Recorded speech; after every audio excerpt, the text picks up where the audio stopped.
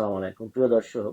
আজকে আপনাদের সকলকে স্বাগত জানাচ্ছি খুবই ইন্টারেস্টিং একটি পেশেন্ট রিভিউ নিয়ে। মূলত আমি খুব গুরুত্বপূর্ণ এবং বলবো যে আমার রুগীদের উপকার হয় এই ধরনের ভিডিওগুলো এখন দেওয়ার চেষ্টা করছি এবং এটা আপনাদের জন্য বেনিফিশিয়ারি। আজকের এই রুগীটা আমি রুগীর মুখ থেকেই আমি শুনতে চাবো যে আসলে উনার কি প্রবলেম ছিল। নামটা আমার একটু নাম বলবেন? মোহাম্মদ শাহাবুদ্দিন স্যার। শাহাবুদ্দিন, আপনার কি সমস্যা ছিল? বুকে আমার ব্যথা? সমস্যা ছিল স্যার এখানে শুধু বুকের এই জায়গা।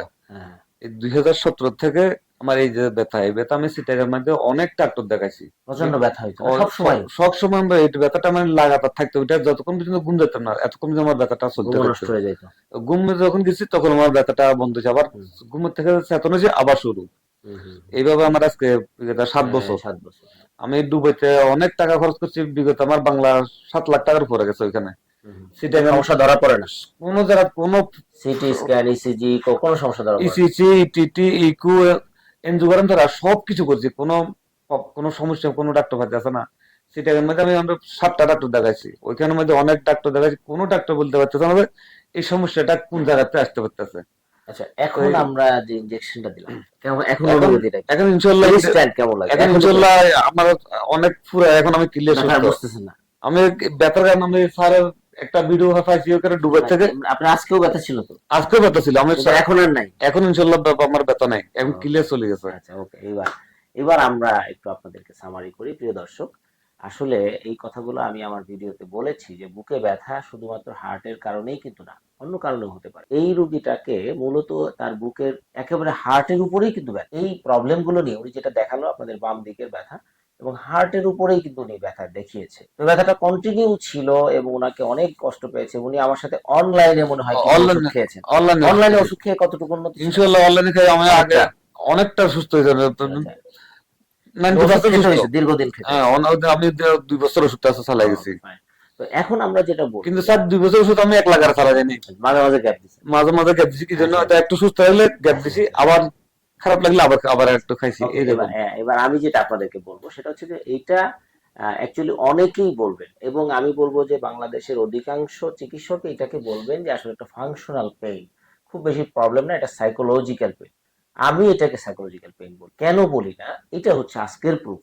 কারণ হচ্ছে এই রুগীটাকে যখনই আমি ইনজেকশন দিলাম, এর সাথে সাথে ব্যথাটা বন্ধ হয়ে গেল। এইটাই হচ্ছে এটার প্রমাণ যে আসলে এটা কোনো ফাংশনাল পেইন না, এটা কোনো সাইকোলজিক্যাল পেইন না, মানসিক পেইন না।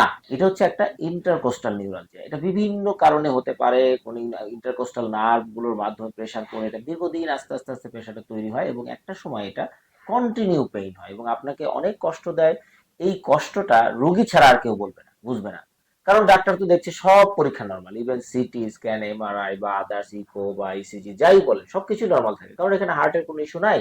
আর যেই নার্ভের ইস্যুটা থাকে সেটা আসলে এমআরআই বা সিটি স্ক্যানে কখনোই ধরা পড়া সম্ভব না। আমরা কি করেছি, আমরা ওনাকে সিম্পল একটা ইন্টারকোস্টাল নার্ভ ব্লক দিয়েছি এবং সাথে কিছু স্টেরয়েড জাতীয় ইনজেকশন, যেটা খুবই মিনিমাম আমরা ইন্টারকোস্টাল নার্ভে দিয়েছি।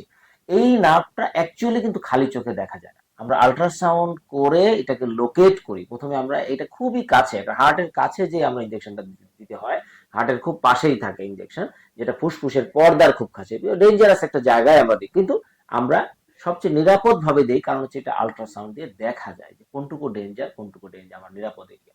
এই পদ্ধতিতে যদি ইনজেকশন দেওয়া হয় তাৎক্ষণিক ব্যথাটা কমে যায় এবং পরবর্তীতে আমরা কিছু ঔষধ দেই 3 থেকে 6 মাস।